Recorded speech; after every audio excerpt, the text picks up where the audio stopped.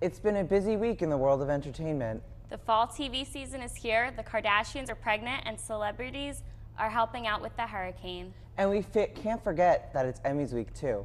Like we said, we've got a lot to talk about, so pull up a chair. Roll out the red carpet and get your acceptance speech. We've got your Backstage Pass to Hollywood. Backstage Pass starts now. I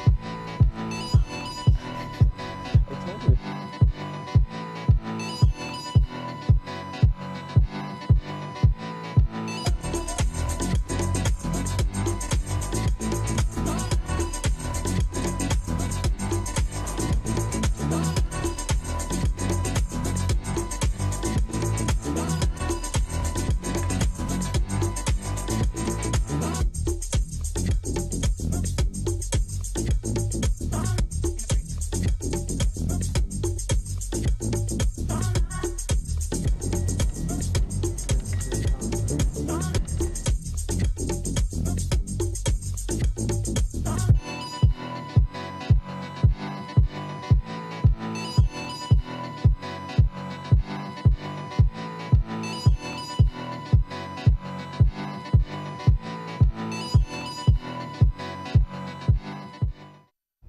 Hi everyone, welcome to a brand new episode of Backstage Pass where we give you the insider scoop on everything entertainment. I'm Ryan Wall. And I'm Callie Corson. We've got a juicy show for you, but before we delve into the gossip, let's take a look at what movies topped the box office this past week. It was a tight race for #1 at the box office this weekend, with only $300,000 separating between #3 and #1. Ultimately, Kingsman: The Golden Circle ended up being the #3 movie, and American Made debuted at #2. Both were narrowly edged out by It, which returns to the #1 spot. So, big movie weekend. Yes, it's still that #1. Everyone's still talking about It. I know, and I think that especially because Halloween's coming out soon. Oh yeah, they did it perfect timing, perfect marketing. Mm-hmm. They always know. Do you think any other movies Well, I've been hearing about American Made coming out, and I'm really excited to see that just because I love the whole CIA aspect of everything. How about you? Well, I mean, plus Tom Cruise is in that too. Of course. So he's obviously got a built-in audience. Mm-hmm. But Kingsman, I was kind of surprised that it's still up there. Yeah, me too. It's still doing pretty good. Yeah, but like we said, only 300,000. They all made around $17 million. Mm-hmm. So it really was a race to the finish almost. Yeah, everyone's certainly competing, trying to get back up at the top. Since the box office has been doing so bad, somebody wants to make the biggest comeback. Yeah, so it'll definitely be interesting. Yeah, for sure. Once we're done. Let's see the movies coming out in the next couple of weeks. Coming soon to theaters, The Mountain Between Us stars Idris Elba and Kate Winslet as strangers who must rely on each other for survival when their plane crashes in the wilderness. Stranded on a mountain after a tragic plane crash, they must work together to endure the extreme elements of the remote, snow-covered terrain. Realizing that help is not on the way, they embark on a perilous journey across hundreds of miles of wilderness, pushing each other to survive and discovering their inner strength. The film was based on a popular romance disaster novel by Charles Martin. The film has gotten an icy reception at the Toronto Film Festival, but what will you think? Check out the trailer for The Mountain Between Us, out October 6th. Recently separated from her husband, Alice Kinney, played by the always lovely Reese Witherspoon, decides to start over by moving back to Los Angeles with her 2 daughters. While celebrating her 40th birthday, Alice meets Harry, George, and Teddy, played by Pico Alexander, John Raditsky, and Nat Wolff, 3 young filmmakers who need a place to live. Complications soon arise when she agrees to let the men stay in her guest house temporarily. As Alice develops a budding romance with Harry, her newfound happiness comes crashing down when her ex shows up with a suitcase in his hand. What will end up happening when her ex comes home again? You'll have to check it out in the trailer. Home Again is out now. Battle of the Sexes is a biographical sports film starring leads Emma Stone and Steve Carell. It depicts the infamous 1973 tennis match between Billie Jean King and Bobby Riggs that became the most televised sports event of all time. Trapped in the media glare, King and Riggs were on opposite sides of an argument, but off-court, each was fighting more personal and complex battles. With her husband urging her to fight for equal pay, the private King was also struggling to come to terms with her own sexuality, while Riggs gambled his legacy and reputation in a bid to relive the glories of his past. It truly ended up becoming a test of each athlete's mental capacity and ability to overcome their obstacles. Here's the trailer for Battle of the Sexes out now. So Emma Stone. So excited. I love her. She's so great. I know, and I think Steve Carell, I think that they've been in a couple movies together before. Yeah, I've noticed that pattern. And like they just have a great charisma. Connection, yeah. Yeah, I actually read last week in Entertainment Weekly that she gained 15 pounds of muscle for this role. Wow, that takes a lot of working out. Like, could you imagine though, seriously, like having to bulk up that much? Yeah, and like that's not that big of amount of time. Exactly, yeah. I mean, I don't know how. Whew, I wish. I mean, that's, I guess, why she's an Academy Award winner. Very true. And we're not. Very true. Yeah. It'd be nice. And then, what about The Mountain Between Us? I think that that's an intense movie. It's definitely going to be, I feel like it could honestly be a tearjerker at some points, just on the thrill. Yeah, I mean, I think it'll be interesting to see, like, how the dynamic, because at that point, like, there's only really 2 actors in the whole movie. Yeah, how they can actually play the whole screen, just them two, making it a really good movie to watch. Yeah, it'll be interesting to see, like, how it gets reception, or, like, what the public thinks of it. Yeah, it makes me think of the Sandra Bullock movie with when she was in space, how, like, it was just her, basically, the whole time. So, we'll see. Yeah, sure. So also coming out soon is a remake of the classic Halloween movie, Hocus Pocus. Our special Tech Girls correspondent gives us the scoop on this spooky flick. Just in time for Halloween, Disney Channel announced it will be remaking the classic 1993 movie, Hocus Pocus. The TV movie will feature a new cast portraying the iconic Sanderson sisters, who were initially played by Bette Midler, Sarah Jessica Parker, and Kathy Najimy. Even though there will be a new cast, some of the writers and producers from the first film will help with the project. Original director Kenny Ortega, who has a long history working with Disney Channel, will not be directing this remake.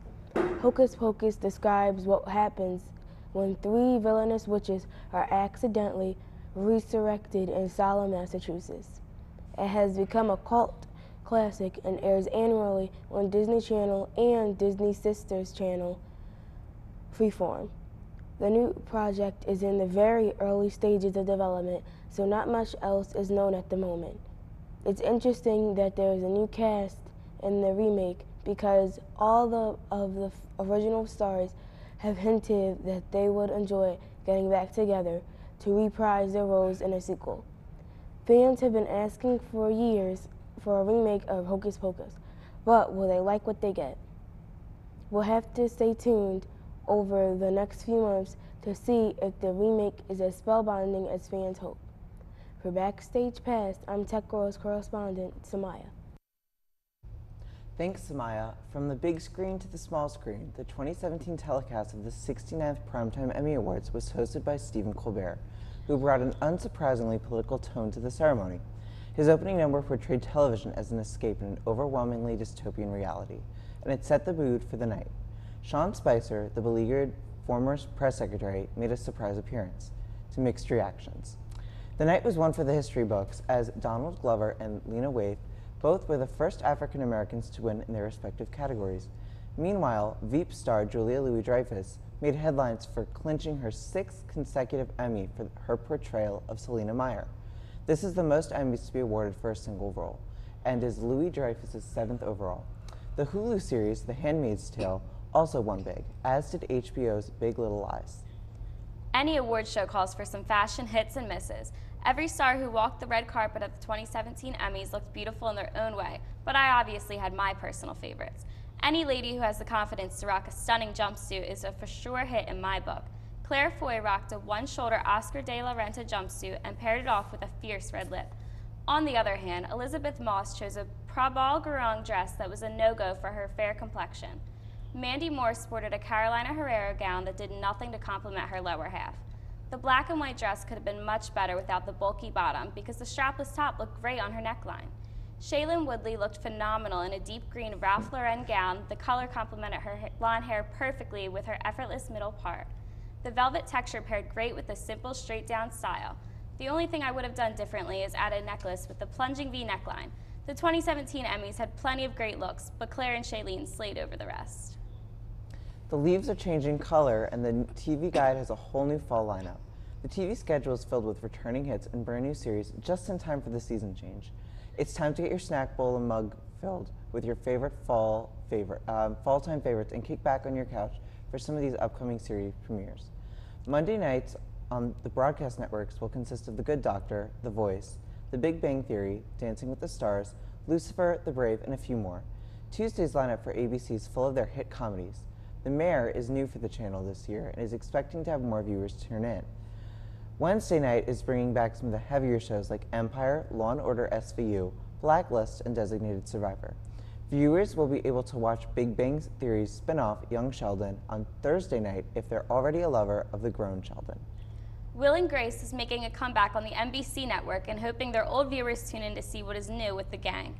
Fan favorites such as Grey's Anatomy, Scandal, and This Is Us will also be returning to the TV Thursday nights if you are not already watching Thursday Night Football.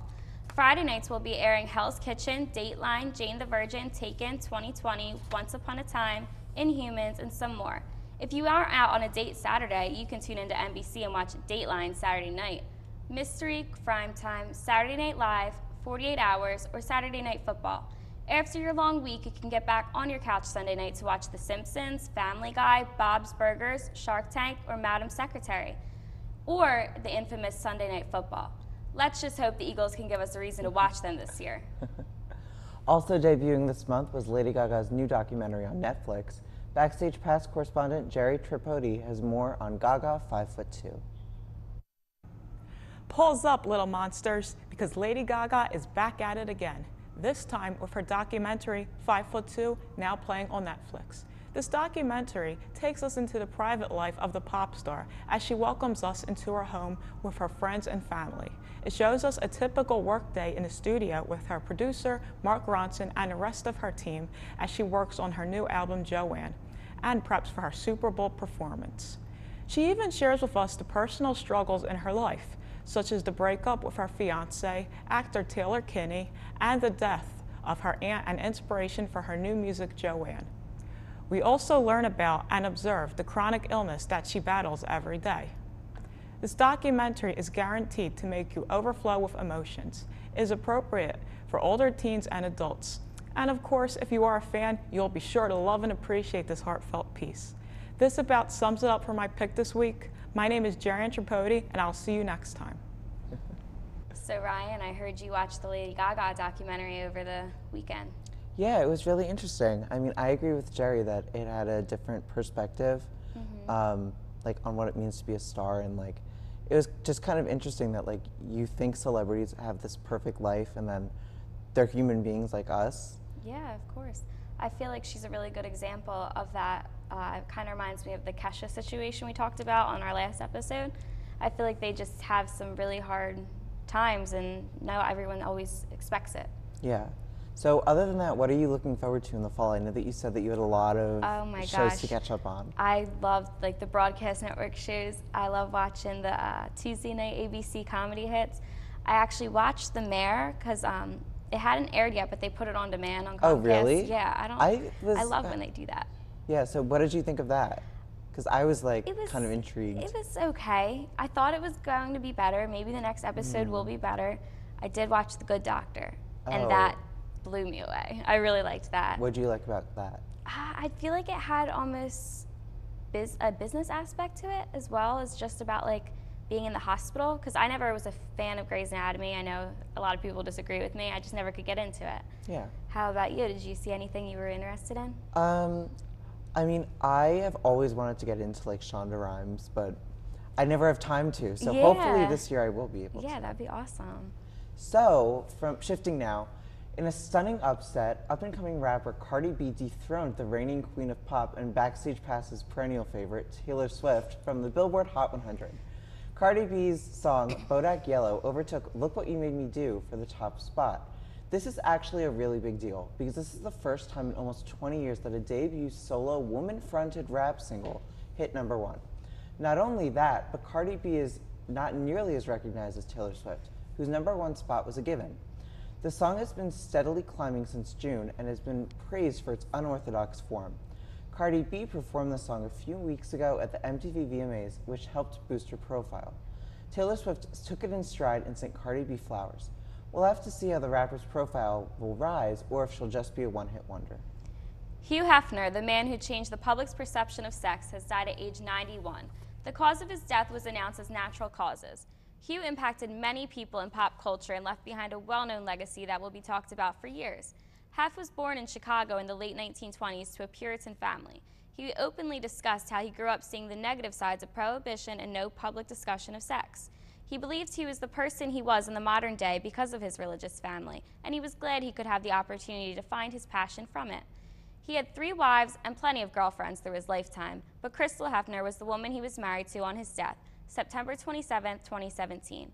Hef left Crystal about $5 million and a huge home to enjoy and remember him by. Hugh's children mourned together over dinner the night they laid their late father to rest. The funeral was a private event that only included his wife, children, and the Playboy Mansion staff. The founder of the Playboy legacy will be greatly missed and talked about for years to come. In a dizzying week for personal updates in celebrity life, Julia Louis-Dreyfus, the Emmy Award-winning actress and star of HBO's Veep, has announced that she has breast cancer. In a short note, the star wrote that, quote, 1 in 8 women got breast cancer. Today, I'm that one. Louis-Dreyfus immediately saw an outpouring of love from fellow celebrities and former co-stars. Former Vice President Joe Biden even made a posting with a friendly nod towards their shared role as Vice President. Louis-Dreyfus took the announcement as an opportunity to implore her audience to advocate for universal health care. Though she has a tough road ahead of her, Louis-Dreyfus believes that she has a strong support group at her side and is prepared to fight. One of this week's most covered stories was the response to Hurricane Maria's devastating impact on Puerto Rico. Similar to other natural disasters, stars have leveraged their influence by organizing fundraising efforts. Bronx-born Puerto Rican Jennifer Lopez donated $1 million to relief. Beyoncé teamed up with J Balvin and Willie Williams to drop a remix of the hit song Mi Gente, and proceeds will benefit the victims. Other celebrities have tweeted links and rallied their fans to donate. Some, like Lin-Manuel Miranda, have also gotten political and have responded to the humanitarian crisis currently unfolding on the island. Miranda is also orchestrating a benefit song, and Beyoncé's husband, Jay-Z, is organizing a title benefit fundraiser. Meanwhile, comedian Stephen Colbert and actor Nick Kroll launched the Puber Me campaign to encourage celebrities to share their awkward teenage pictures. For each picture tweeted, Colbert said he would donate to the American Dream Fund, and Kroll said he would match it. Celebrities who have participated include Judd Apatow, Lena Dunham, Billy Eichner, Kumail Nanjiani, and Lena Headey, and many more. Where were you when you found out Kylie Jenner was pregnant?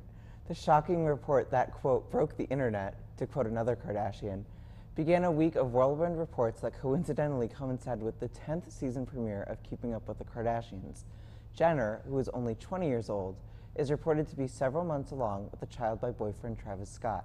Jenner has kept a low profile since the news broke, but People magazine confirmed that the baby is due in February. Fans took to the internet to discuss this announcement, but didn't have long before reports surfaced that sisters Khloe and Kim were also pregnant as well. Khloe is said to be pregnant with NBA boyfriend Tristan Thompson. Meanwhile, Kim and Kanye are expecting a baby via surrogate after it was announced that Kim has a condition that makes pregnancy life-threatening for her. She had a tear-filled breakdown describing the thought of never being able to have a child again, which was when she and Kanye decided to explore their options. Now that the 3 sisters are pregnant, what will happen in this season on their show? I guess the only way to find out is to keep up. Stay tuned for more updates. So I know you have a lot of opinions on this. Oh my gosh, yeah. How about you? Of course, there's just like It's one crazy. after the other. I do think Kris Jenner is a genius for, like, obviously you can't orchestrate these things, but I think that the way that she's going about their media coverage Oh, and the way yes. that they're announcing it and building up that anticipation for the formal announcement. Exactly. Like, I do think that people should give her more props as, you know, an insane momager. Oh, for sure. She is probably better than half the PR people that help work for them because she Yeah. knows her family and she knows how they act. I think it's still crazy. I was, for a little while, I thought it was Kylie carrying Kim's baby, but I heard Kim tweeted out that she shut it down and said, like, it's not, it's Kylie's own baby. Do you think they planned it, the 3 of them? I mean, I think it's crazy. I don't think that they necessarily planned it, because especially with, like, in Kim and Kanye's case, when you're having a surrogate, like, it's kind of like a hit or miss Yeah, you thing. never know if it's actually gonna. And it actually was kind of sad, like, just how it all ended up coming to that process, like her not being healthy enough to deliver a child. Yeah, that is sad. After she already had 2 of her own as well. I also remember seeing Chloe put up a Snapchat back in June about how she put a picture of her and Tristan and said mom and dad. So that's really Interesting. exciting. Well, that does it for this episode of Backstage Pass. We hope you had as much fun watching it as we did producing it. If you have any questions or comments about the show, visit our super awesome website, lasalle.edu/LaSalleTV on the website. You can find more about the schedule and more information about the shows themselves. You can email us at lasalletv@lasalle.edu. And don't forget to follow us on social media. Like us on Facebook at facebook.com/LaSalleTV. You can also find us on Twitter at LaSalleTVPhilly or BP_LaSalle. We love to continue the discussion after the show, so please don't hesitate to tweet at us. For Backstage Pass, I'm Ryan Wall. And I'm Callie Corson. On behalf of myself and the entire Backstage Pass team, have a great day, and we'll see you next time.